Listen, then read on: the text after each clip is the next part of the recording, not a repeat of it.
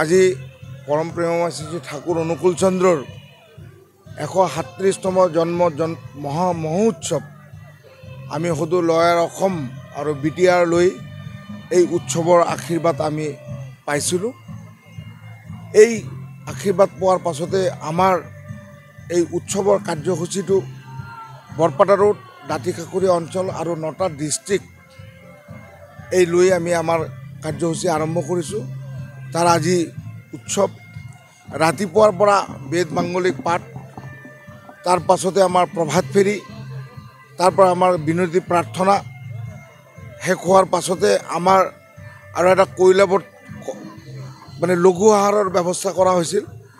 তাৰ পাছতে আমি ধৰ্মীয় সাংস্কৃতিক শোভাযাত্ৰা ওলাইছিলোঁ। তাতে প্ৰায় 20,000 মান মানুহ সেই ধৰ্মীয় সাংস্কৃতিক শোভাযাত্ৰাত অংশগ্ৰহণ কৰিছে। লগতে এই শোভাযাত্ৰা শেষ হোৱাৰ পাছতে আমাৰ ধৰ্মীয় যিটো ধৰ্মালোচনা বিভিন্ন জেগাৰ পৰা মানুহ আহিছে আৰু লগতে আমাৰ বিভিন্ন এলেকাৰ পৰা বিভিন্ন ঋত্বিকসকলৰ মাজতে ভাল ভাল বক্তা তেওঁলোকে আহিছে, আজি ধৰ্মালোচনা কৰিছে।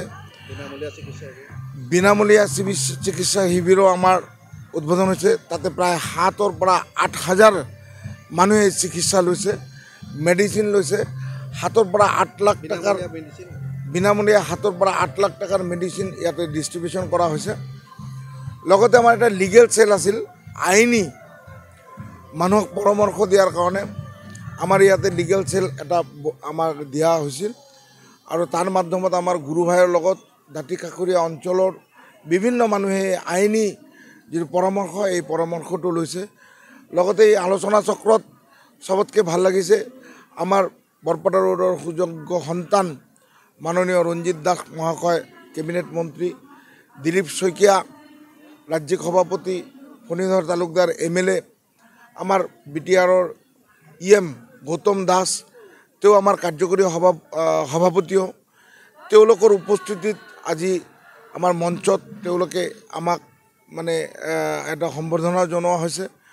তাৰ পাছে পাছে আমাৰ যিটো এই ভাণ্ডাৰা ব্যৱস্থা কৰা হৈছে, ইয়াতে প্ৰায় লক্ষাধিক মানুহে প্ৰসাদ লৈছে আৰু ইয়াতে লক্ষাধিকৰ ওপৰত মানুহ আজি সমবেত হৈছে।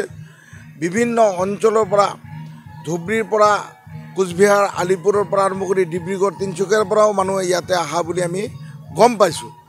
লগতে আমাৰ বৰপেটা ৰোডৰ দীক্ষিত অদীক্ষিত চব মানে হেৰিৰ মানুহে, চব স্তৰৰ মানুহে ইয়াতে আজি উপস্থিত হৈছে আৰু তেওঁলোকে কিন্তু এটা কথা স্বীকাৰ কৰিছে যে আমাক বহুত ভাল লাগিছে আৰু সেইটোৱে আমাৰ আনন্দ।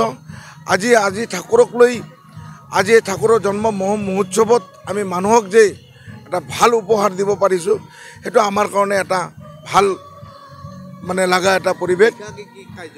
আৰু তাৰ পাছে পাছে আমাৰ সন্ধ্যা বিনতি প্ৰাৰ্থনাৰ পাছতে আমাৰ কালচাৰেল প্ৰগ্ৰাম আছে। এই প্ৰগ্ৰাম অলৰেডি চলি আছে, মাজনিশালৈকে আমাৰ এই প্ৰগ্ৰাম চলিব।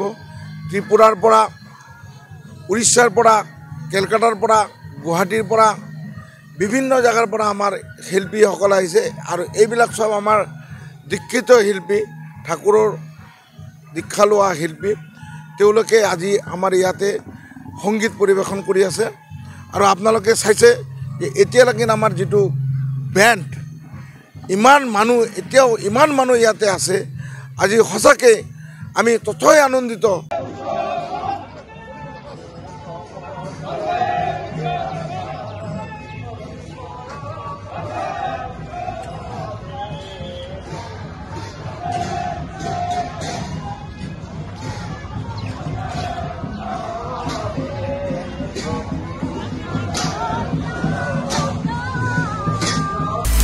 আপুনি বিচৰা বাতৰি পাব কেৱল নিউজ 18 এপত।